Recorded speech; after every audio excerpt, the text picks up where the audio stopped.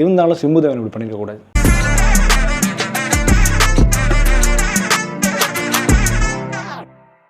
வணக்கம் மக்களே, welcome to FDFS with Mohi. இன்றைக்கி நம்ம ஒரு தமிழ் சர்வைவல் த்ரில்லர் மூவியாக ரிலீஸ் ஆகிருக்க போட் அப்படின்ற படத்தை ரிவ்யூ பண்ண போகிறோம். இந்த படத்தை லீட் பண்ணியிருக்காங்க யோகி பாபு அவர்கள். இந்த படத்தை இயக்கியிருக்காரு சிம்புதேவன் அவர்கள். அண்ட் இந்த படத்தில் மேலும் லீட் பண்ணியிருக்காங்க கௌரி கிஷன் அவர்கள், அப்புறம் MS பாஸ்கர் அவர்கள். அண்ட் நிறைய கேரக்டரிஸ்டிக்ஸ் இந்த படம் ஃபுல்லாக வளம் வருது. இந்த படம் வந்து எனக்கு கொஞ்சம் டிசப்பாயின்மெண்ட் கொடுத்தது. சீரியஸ்லி சொல்லணும்னா, ஏன்னா சிம்புதேவன் இப்படிலாம் பண்ணுவாரா அப்படின்ற மாதிரி, சிம்புதேவன் படமா அப்படின்ற மாதிரி எனக்கு கொஸ்டின் வந்துருச்சு. அது என்ன ஏதுன்றதை நம்ம டீட்டெயில் ரிவ்யூவில் பார்ப்போம். ரிவ்யூக்கு போகிறதுக்கு முன்னாடி இந்த ரிவ்யூ வந்து உங்களுக்கு பிடிச்சினா மறக்காமல் லைக் பண்ணுங்கள், கமெண்ட் பண்ணுங்கள், ஷேர் பண்ணுங்கள், சேனலை சப்ஸ்கிரைப் பண்ண மறந்துடாதீங்க. வாங்க நாம ரிவ்யூக்கு போகலாம்.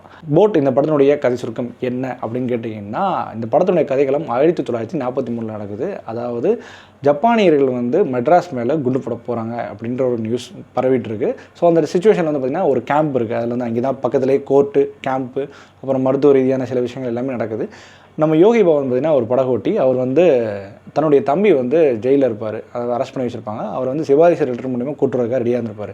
அப்போ வந்து நிறைய பேருங்க இருப்பாங்க. அப்போ வந்து ஜப்பானியர்கள் வந்து பாம்பு போட போகிறாங்க அப்படின்ற ஒரு நியூஸ் வந்தோடனே எல்லோரும் பதறி அடிச்சு ஓடுறாங்க. அதில் ஒரு 10 பேர் வந்து ஒரு போட்டில் ஏறிடுறாங்க. அந்த 10 பேருமே வந்து போட்டில் ஏறினதுக்கப்புறம் கொஞ்சம் தூரம் போகிறாங்க. அப்போ வந்து ஒரு இடிஞ்ச நிறைய படகு மாதிரி விழுந்த ஒரு படகு இருக்குது. அதுலேருந்து ஒரு வெள்ளைக்காரர் ஒருத்தர் ஏறுறாரு. அதுக்கப்புறம் கரையை தாண்டினதுக்கப்புறம் அவங்களுக்கு என்னென்ன பிரச்சனைகள் வந்தது, மறுபடியும் கரைக்கு வந்தாங்களா, அதுக்கப்புறம் சர்வே ஆனாங்களா, அதுதான் இந்த படத்தினுடைய கதையை. இதே தான் நீங்கள் ட்ரைலர் கட்லையும் பார்த்துருப்பீங்க. கரெக்டாக? ஓகே, இந்த படத்தினுடைய பாசிட்டிவ் அண்ட் நெகட்டிவ் பற்றி பேசுவோம். இந்த படத்தினுடைய பாசிட்டிவ் என்ன அப்படின்னு கேட்டிங்கன்னா, ரொம்ப மினிமலுங்க. ஆக்சுவலி நடிக்கப்பட்ட எல்லாருமே இந்த படத்தில் ரொம்ப நல்லா நடிச்சிருக்காங்க அப்படி தான் சொல்லி ஆகணும். ஏன்னா இந்த MS பாஸ்கர் உங்களுக்கு எல்லாம் தெரியுங்க. MS பாஸ்கராக இருக்கட்டும், அவங்களோட குழுவாக இருக்கட்டும், அப்புறம் யோகி பாபா இருக்கட்டும், அந்த பாட்டியம்மாவாக இருக்கட்டும், கௌரி கிஷனாக இருக்கட்டும், ஸோ எல்லா கேரக்டர், சார்லியாக இருக்கட்டும், இது மாதிரி எல்லா கேரக்டருமே சரி ரொம்பவே நல்லா பண்ணியிருந்தாங்க. ஆக்சுவலி சொல்ல போனால் அந்த கேரக்டராகவே வாழ்ந்தாங்க அப்படின்னு கூட சொல்லலாம். அண்ட் மோரோவர் இந்த படத்தில் சொல்லப்பட்ட ஒரு சில டைலாக்ஸ்லாம் வந்து நல்லா ஏற்றுக்கொள்ள முடியாது. எப்பவுமே தெரியும் சிம்புதேவன் படத்தில் டைலாக்ஸ் எந்த மாதிரியான இருக்கணும். முக்கியமாக கடவுளை பற்றி பேசுகிறதா இருக்கட்டும், இல்லை உயர் ஜாதி கீழ் ஜாதி பற்றி பேசுகிறதா இருக்கட்டும், அந்த மாதிரியான விஷயங்கள் இருக்குது. பட் இது எல்லாமே ஒரு கட்டத்தில் வந்து நிறைய கெட்டாச்சு அப்படின்ற மாதிரியும் இருக்குது. அதே டைம் இதெல்லாம் ஒரு வாட்ஸ்அப் ஃபார்வர்ட் மெசேஜ் அப்படின்ற மாதிரி இருக்குது. அதாவது ஒரு டீ கடையில் உட்காந்து பேசினா எப்படி இருக்கும், அது வந்து ஒரு போர்டில் உட்காந்து பேசுகிறாங்க வித்து ஒரு த்ரில்லரோட, லைக் நம்ம எப்படி கதையை சேர போகிறோம் அப்படின்ற ஒரு த்ரில்லரோட பேசுகிறாங்க. இன்னொரு விஷயம், போட்டில் என்ன பிரச்சனைனா, அதில் வந்து ஒரு போட்டில் வந்து ஒரு ஓட்டை விட ஆரம்பிக்குது. அதனால் 2 பேர் கீழே ஊச்சா தான் அந்த போட்டு வந்து நிற்கும், இல்லைனா சுத்தமாக முடிக்கணும். சுறா வேறு சுற்றி வருது, அதுவும் ஒரு பிரச்சனை இருக்குது. ஸோ இந்த மாதிரி ஒரு கதைக்களம் இருக்கும்போது இது என்ன மாதிரியான விஷயமா இருக்கணும். ஸோ சர்வைவல் த்ரில்லராக போக வேண்டிய ஒரு படம் வந்து ஒரு பொலிட்டிக்கல் செட்டையர் படமாக மாறிடுச்சு. அப்படி சொல்லி தான் நம்மளுக்கு இதுவும் கொடுத்தாங்க. பட் ஆனால் இது வந்து இந்த படத்தை வந்து எது இன்ஸ்பயர் பண்ணியிருக்காங்க அப்படின்னா 12 Angry Men அப்படின்னு சொல்லிட்டு படத்தை இன்ஸ்பயர் பண்ணியிருக்காங்க. அந்த ஒரு புக்கு சொன்னார், old man and the C. அந்த புக்கை நாவலை தெளிவு எடுக்கப்பட்டு சொன்னார். பட் 12 Angry Men படம் பார்த்திங்கன்னா ஒரு பெரிய மேஜர், ஒரு 12 பேர் பேசிக்கிட்டே இருப்பாங்க. ஒரு லிட்டரலி ஒரு 2 hours கிட்ட பண்ண நினைக்கிறேன், பேசிக்கிட்டே இருப்பாங்க. ஆனால் அவ்வளோ க்யூரியஸாக இருக்கும் அந்த படம். பட் இந்த படத்தில் வைக்கப்பட்ட ஆங்கிள்ஸு, ஒவ்வொருத்தவங்களும் ஒரு மாதிரி ஷார்ட் காட்டுறது, அதில் சின்ன எடிட்டிங் ஒர்க்கு, அது எல்லாமே படத்தை ஒரு மாதிரி கிளம்சினஸ் ஆகுது. யாரை நம்ம ஃபாலோ பண்ணுன்ற ஒரு விஷயமே தெரியும் போது.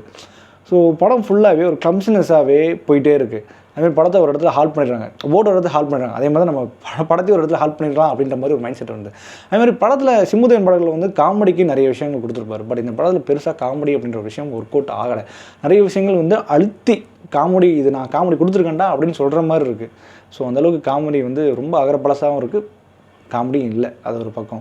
அப்புறம் சரி, பொலிட்டிக்கல் விஷயமாக வச்சு நல்லா ஸ்ட்ராங்காக பேசுகிறாங்க பார்த்தீங்கன்னா, நான் ஆல்ரெடி சொன்ன மாதிரி தான் நிறையா வாட்ஸ்அப் ஃபார்வர்ட் மெசேஜையும் ஆல்ரெடி கேட்டு பழகின விஷயங்களையும் தான் பேசுகிறாங்க. அதாவது புதுவிதமாக இல்லை புதுசாக இல்லை இப்போ நடக்க விஷயம் பேசுகிறாங்களா அப்படின்னு கேட்டிங்கன்னா அது மாதிரி ஒரே ஒரு விஷயம் மட்டும் சொல்லுவாங்க, இந்த காலம் தான் பரவாயில்லைங்க, இப்போ உலக போகிற அப்படின்னு சொல்கிறாங்க. இனிமேல் காலத்தில் வந்து பார்த்திங்கன்னா குண்டு கிண்டுலாம் போட மாட்டாங்களா, வருங்காலத்தில் மக்கள்லாம் வந்து ஒரு மாஸ்க்கை போட்டுக்கிட்டு ஊர் ஃபுல்லாக தெரியுவாங்களா, அப்படி தான் மாதிரி சொல்லுவாங்க. அந்த ஒரு விஷயம் அது ஓகேவாக இருந்தது. மற்றபடி படத்தில் நிறைய விஷயங்கள் ரொம்ப சுவாரஸ்யம் அப்படின்ற ஃபேக்டரே இல்லாமல் போயிடுச்சு. ஒரு சுவாரஸ்யமான படமாக, ஏன்னா இது வந்து சர்வைவல் த்ரில்லர் நோக்கி நகரக்கூடிய படம், ஆனால் அந்த மாதிரி ஃபீல் நம்மளுக்கு சுத்தமாக வரவே இல்லை.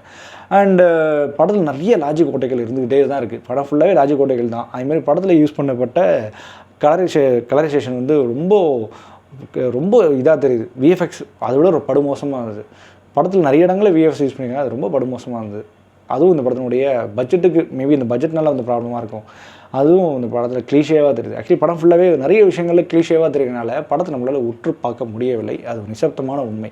அது இல்லாமல் எனக்கு ரொம்ப டிசப்பாயின்ட் பண்ணது வந்து சிம்புதேவன் படமா அப்படின்ற மாதிரி கொஸ்டின். சிம்புதேவன் இந்த மாதிரி ஒரு படம் எடுப்பாரா? இல்லை அவரோட படத்தில் நிறைய விஷயங்கள் இருக்கும், நிறைய மெசேஜஸ் இருக்கும், நிறைய விஷயங்கள் நம்மளுக்கு உள்ளே இறங்குற மாதிரி இருக்கும் அப்படின்ற தாட் இருக்கும். பட் அந்த மாதிரி இந்த படத்தில் எதுவுமே இல்லை. அதுவும் ஒரு முக்கியமான ஒரு விஷயம். ஸோ இது இல்லாதனால நிறைய விஷயங்கள் எனக்கு டிசப்பாயின்மெண்ட் இருக்குது. படம் ஃபுல்லாகவே நிறைய விஷயங்கள் எனக்கு டிசப்பாயின்மெண்ட் ஆயிருந்தது. ஸோ மொத்தத்தில் இந்த படத்தை பார்க்கலாமா வேணாமா, இல்லை கண்டிப்பாக பார்த்தே திரும்ப கேட்டிங்கன்னா என்னை பொறுத்த வரைக்கும் ஒரு ஆவரேஜான மூவி தாங்க. ஏன்னா அந்தளவுக்கு படத்தில் நான் ஒரு சில விஷயங்கள் எதிர்பார்த்து போனேன். பட் அது சுத்தமாக என்னை டிசப்பாயின்மெண்ட் ஆகிடுச்சு. ஸோ இந்த படத்தை நம்ம கொடுக்கக்கூடிய ரேட்டிங் என்ன அப்படின்னு கேட்டிங்கன்னா 5க்கு 2.5. ஓகே மக்களே, என்னோட ரிவ்யூ பிடிச்சி நான் நம்புறேன். என்னோட ரிவ்யூ பிடிச்சா மறக்காமல் லைக் பண்ணுங்கள், கமெண்ட் பண்ணுங்கள், ஷேர் பண்ணுங்கள், சேனலை சப்ஸ்கிரைப் பண்ண மறந்துடாதீங்க. And stay with me FTFS with Mogi.